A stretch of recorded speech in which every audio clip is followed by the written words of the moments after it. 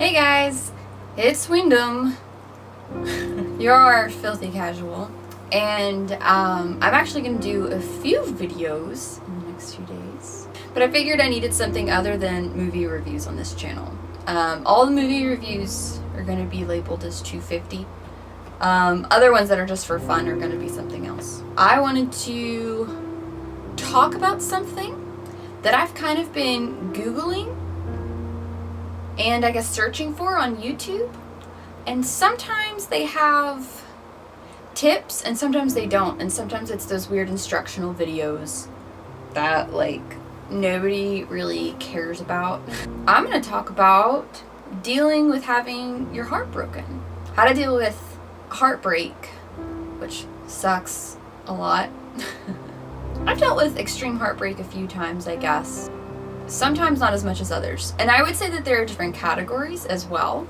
There's the heartbreak that happens just when you start a new relationship and someone just kind of breaks up with you out of the blue and you weren't expecting it. That sucks. But you still haven't had time for your feelings to develop. That one is more, this sucks because we were giving this a chance and we both liked each other, and then you just ended it out of nowhere and I'm really confused. You know, there's also the type of breakup where you break up with the other person, so you're going to be dealing with things in a different way.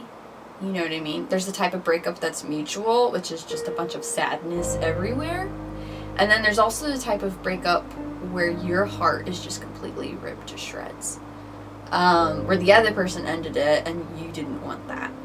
It's all definitely a process, because when you're dealing with a breakup, what it really is, other than, oh no, a breakup, what it really is, if you get down to it, is deciding to all of a sudden wake up one day and live your life in a completely different way. Whether you instigated it or not, that's what's happening. Is your life is all of a sudden stopping the way that it was before, and then all of a sudden you have to just completely change directions and refocus yourself and in a way find yourself apart from that other person, which can be difficult because sometimes that was your person that you talked to and that was your best friend for a while. I think that's been a big adjustment that I've noticed personally in my life, is when it comes to breakups, all of a sudden that person that was your person, unless your person is your best friend, if you're a Grey's Anatomy friend, you're my person, your person is all of a sudden gone. Because you know what? It's probably not healthy to have your person still be in your life right afterwards, unless you're in a weird situation where they have to be, like if you have kids involved or something. Your person is gone. And so in reality, some people don't think it's worth saying this, but I've heard that a breakup a lot of time, it's almost like dealing with a death. But it's a weird type of dealing with a death because the person's still there. They're still available to talk to, but you're not supposed to really reach out to them. You're not really supposed to talk to them because it's just going to make things harder to move on and harder for all the parties involved. So it's definitely, it's weird. So here's the deal, is first of all, when it happens, I'm discovering that no matter your situation, you need closure.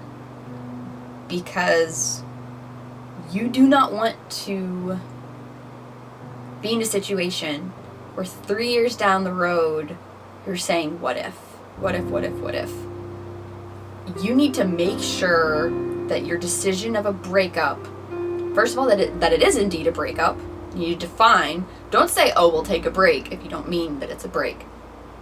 Define what is going on in your relationship. Make sure it's not just a fight where you're thinking about things. You need to have that closure. You need to have the conversation that says it's done.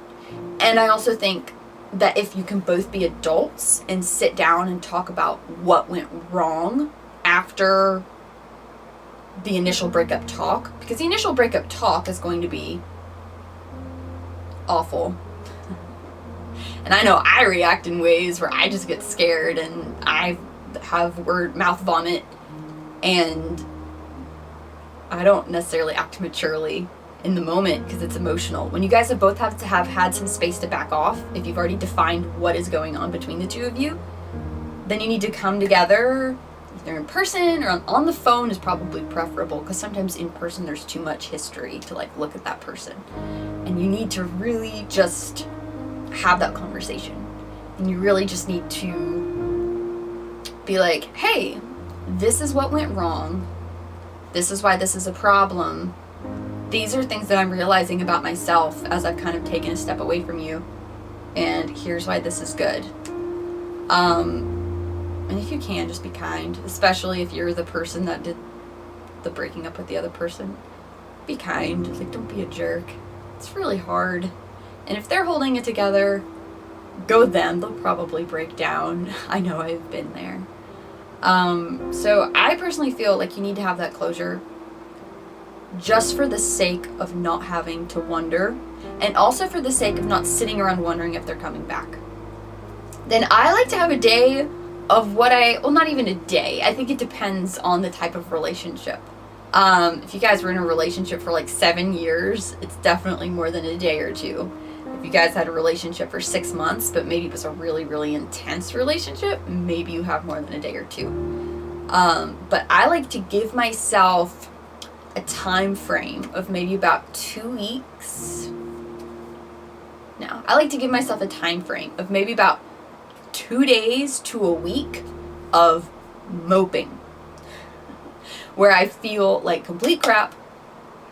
I eat whatever the crap I want. Most likely you won't feel like eating at all. But give yourself time to mope. You need time to get over this. You need time to mourn. You need time to mope around. You need time to question everything. You need time to make sure that you're making the right decisions for yourself.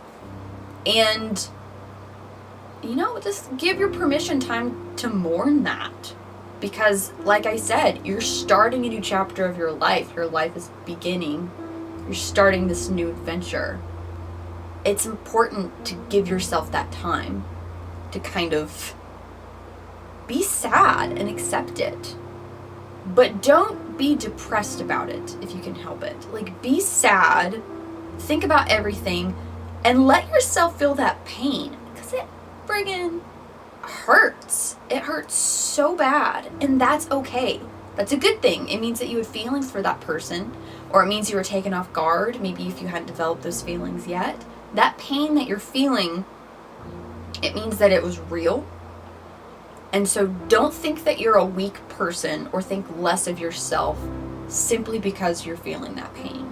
And let yourself mope. If you repress that and you don't let yourself mope as much as you need to mope, you're gonna regret it. I've definitely been around people that repressed it, and then it came back to bite them in the butt, because then it ended up coming out when they didn't want it to come out months later, and it completely affected them because they didn't give themselves that time that they needed to just deal with it and to just mourn. I would say you need that mourning period. Friends are really good for that. But be very, very careful the friends that you choose to have around you during this time. I've noticed for myself, there were a few friends that I went to, and some of them were more sympathetic than others. So realize that. If you have a really good friend and she or he has never dealt with an intense breakup themselves, or maybe they're just very cut and dry, straightforward people and they're not very sympathetic, don't go to them. You know, maybe tell them what's going on just as to be a good friend. But you don't need to give them your life story, because then you're just going to exhaust yourself spilling out all these emotions and opening yourself up and making yourself vulnerable to this person. And this person's just going to be like, oh, well, that sucks. There's more fish in the sea. If you're that cut and dry person, how dare you? Because that sucks to hear, and it hurts really bad when someone has come to you as a friend opening up in this way, and you're just like, get over it, rub some dirt in it. Like, that's not okay. Don't do that. If they come to you, maybe be like, oh, have you talked to blah, blah, blah? If you really feel like you can't help. You know, just be prepared to listen. And if you've ever felt like you've been in a similar situation, that it feels really good to talk with someone and then not just say, oh, I'm sorry, personally. Some people like that. They just want someone to listen. I want someone to maybe say how they've dealt with heartbreak, because, you know, misery loves company. I don't want to sit and hear about someone's good relationship, even though that's nice. I want someone that could be like, oh man, yeah, it really sucked when I went through blah, blah, blah. I understand what you're going through. I'm sorry. Anyway, find a friend that you can really kind of confide in. Find a friend that you can really talk to about it, because it does suck. Get closure with the person that you're ending the relationship with. Definitely. And in that closure, you also need to discuss whether or not there's the possibility of ever dating again. And you need to be honest, because that's really important to know. Because if you're just wanting to take some time apart, but you're still, at the end of the day, you think there might be a chance with that person, you need to tell them. And you need to be honest about it. Or if you think that there isn't a chance with that person, you need to tell them too, and you need to be honest about it. Because some people move on faster than others. And if you're not expecting them to be dating someone else, and then they start dating someone else, it's going to hurt really badly. So you really, really need to make sure that you go, hey, is there any chance that you think they were going to date again? Do you think they were going to get back together? Are you wanting to date anybody else right now? You really need to get that out. Like, you need to clear the air with that. Don't go out on the town too soon. Or don't let your friends make you go out on the town before you're ready. It needs to be your decision about when you're ready to face the world and when you're ready to go out. Just because otherwise what seems like a fun night may turn into just a big blubber fest, which is never really. Don't make any rash decisions. Don't do anything completely out of character simply because you're depressed. I know personally how I deal with things is, first I'm depressed and I'm sad and I'm questioning everything. And then I kind of get angry. Not angry like, I hate you. I get angry like, well, screw you. Watch how I can live my life without you. See what you're missing out on. That's kind of what I tend to do. And I know a lot of other people do too. Have you ever noticed sometimes that a girl, especially right after a breakup when she's dealing with things, she reinvents her look? A lot of time she'll dye her hair a completely drastic color. She'll get a piercing somewhere. She'll get a tattoo. She'll cut all of her hair off. But don't do anything that is completely out of character. Don't do something that is so permanent that you're going to regret it. Because I know that it's tempting, because you're going to be in almost like a robotic state where you're like, it's just the emotion of that anger and that drive pushing you forward to do things and no conscience about it. It's almost kind of like you've been drinking, where you just go like full steam ahead and then you don't stop to think about how your actions can affect other people. Always think about how it's going to affect your future. Don't get a big tattoo across your face if you plan on getting a job that isn't a tattoo parlor or somewhere where they would accept someone with a tattoo across their face. Make a plan. Make a plan for the next year that doesn't include anybody else. Make a plan of things that you want to accomplish being single for the next year. And you just say, okay, if I'm going to be by myself in the next year, here's what I want to do. Travel. Get your passport. Hang out with friends. Do things that are creative. Do things that you wouldn't necessarily normally do, because you're going to be battling memories with the other person for a while, and it's going to hurt to do things that you used to do. So find new things that you enjoy doing. Or you could also do old things, but maybe do them in a different way. Something else that I do is I need to figure out what I am ready for as far as social media interaction with the other person, because that's a big part of our lives today. Some people say it's not healthy to remain friends with them on Facebook before you're ready. Some people decide to erase each other. Some people unfollow each other. It just really depends on what you think helps you personally move on. I've done several different things. Sometimes I unfriend that person because I'm like, oh, I can't look at you, and maybe things were really messy. I've unfollowed a person.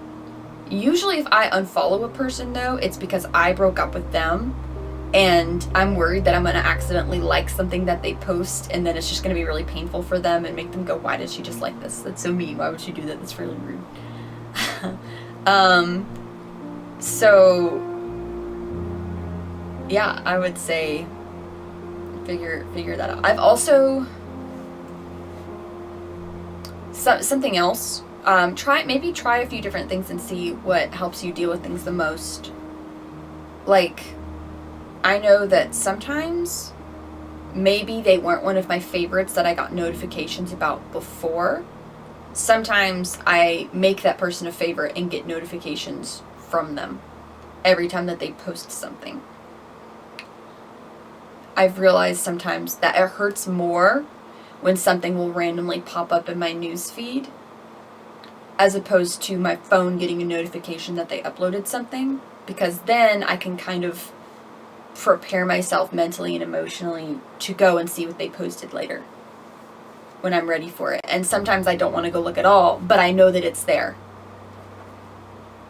So you need to figure out what's best for you and how you handle this other person. If you're just going to obsess over it and cry and go and stalk them every day, maybe it's not best that you follow them. If it's better for you to know that they're moving on because you want proof that they're moving on, maybe making sure you still get notifications from them is better. If you're worried that you're going to accidentally like them, or maybe you just don't care to follow them because you don't care, then just unfollow them or unfriend them. It really just depends on what makes you feel like you're dealing with things the best. It really, honestly, at the end of the day, a lot of this personally is what is going to help you heal, what's going to help you move on, and what's going to help you get over it. There's no perfect answer. A lot of times breakups are messy. There's no perfect formula for a breakup. Sometimes things are on really good terms and sometimes they're on really bad terms. The thing you need to remember is you do have value and you do have worth. And your value and your worth are not dependent on another person. That's really important to remember. Your worth is not at all contingent on someone else. You were a magnificent person before this person came into your life, and you're just as magnificent without them being in your life. For a while, you may feel kind of like a shell of a person.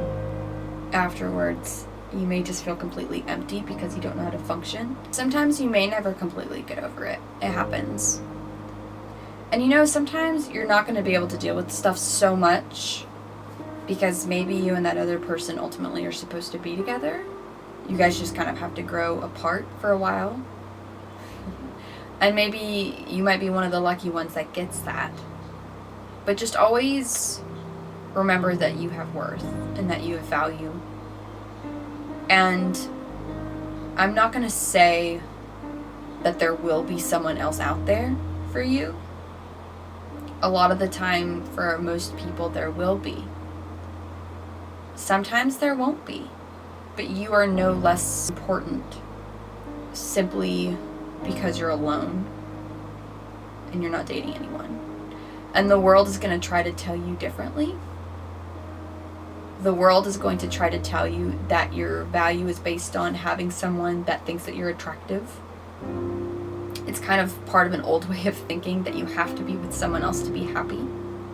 But you don't. If you do end up with someone else that makes you happier as a person, that's great. But realize that as a human being, you are complete. There's nobody else on earth, there's no other human being that can make you a more complete you. You are 100% exactly the way that you need to be. And that is something that you just need to really embrace. That is something that you just need to really take to heart. Is just remembering that you are fabulous. You are amazing just the way you are. You're perfect. You don't need to change.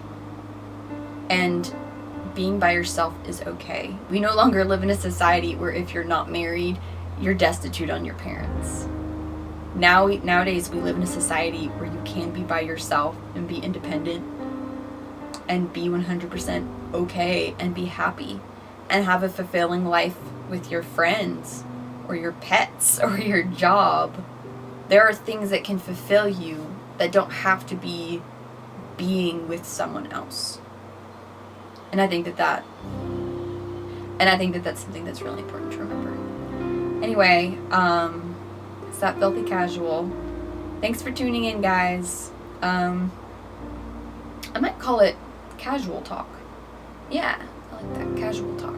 It's Windham, guys. That Filthy Casual. Thanks for tuning in. If you like this, give it a thumbs up. Subscribe if you can. That'd be awesome. And then comment as well if you would like more casual talks. Or it's just kind of us chilling. Anyway, bye guys.